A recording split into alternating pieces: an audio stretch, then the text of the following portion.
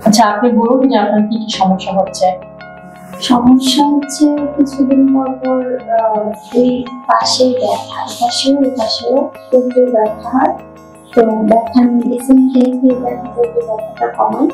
তো আবার দেখা যায় যে 2 সপ্তাহ 3 সপ্তাহ পর পর আবার ব্যথা শুরু হয়। মানে ওষুধ খাওয়া বন্ধ করলে কিছুদিন পরে আবার ব্যথা শুরু হয়ে যায়। আর হচ্ছে মাড়িটা এখানে চলে যায়, খেতে পারি না।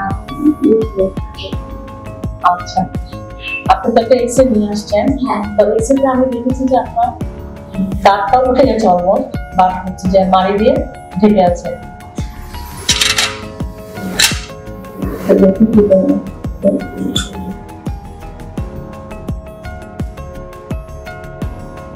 ব্যথা লাগে না?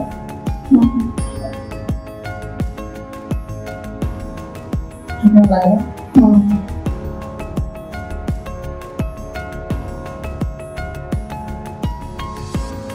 ওকে,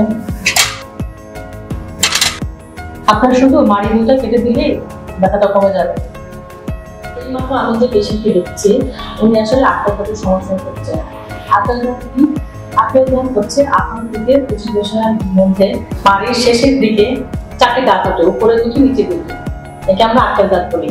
এই আত্মঘাত ওঠার সময় সাধারণত বেশিরভাগ পেশেন্টেরই অনেক ব্যথা হয়, কারণ আত্মঘাত ওঠার জন্য যে জায়গা দরকার সেই জায়গা পায় না। সেই জন্য দাঁত অনেক সময় উঠে, অনেক সময় অর্ধেক উঠে, বা অনেক সময় উঠার পর মাড়ি দিয়ে যেতে থাকে, যে কারণে পেশেন্টের ব্যথা হতে পারে। আত্মঘাতে ওঠার সমস্যা যেমন আছে, তেমনি সমাধানও আছে। কি কি সমাধান আমরা দিতে পারি সেটা আসলে ডিপেন্ড করে পেশেন্টের কন্ডিশনের উপর, যে তাকে আমরা কি ট্রিটমেন্ট দিব। এবং এটা অনেকটা ডিপেন্ড করে হচ্ছে আমরা বড় একটা এক্সরে ওপিজি, সেই এক্সরের মাধ্যমে আমরা নির্ণয় করি পেশেন্টকে আমরা কি ট্রিটমেন্ট দিব।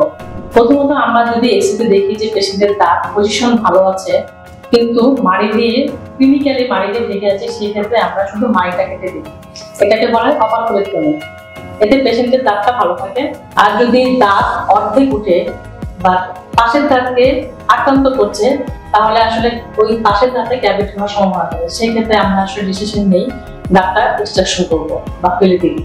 এছাড়া অনেক সময় দাঁত ঘুমিয়ে থাকে, যেটাকে বলে মাড়ির নিচে ভিতরে একদম পুরো দাঁতের সঙ্গে লেগে নেই, বাট সে শুয়ে আছে, তার পজিশন অনুসারে সে কোনো সমস্যা করছে না। সেই ক্ষেত্রে আসলে আমরা পেশেন্টের কন্ডিশনের উপর ডিপেন্ড করে যে পেশেন্ট যদি সমস্যা ফিল করে আমরা ফিল, সমস্যা ফিল না করলে আমরা পেশেন্টকে বলছি সমস্যা না হলে ফেলার দরকার নেই। তাই একটা যদি কোনো সমস্যা হলে আপনারা দেরি না করে অবশ্যই একজন ডেন্টাল সার্জনের কাছে দেখিয়ে নেবেন এবং পরামর্শ অনুসারে করবেন।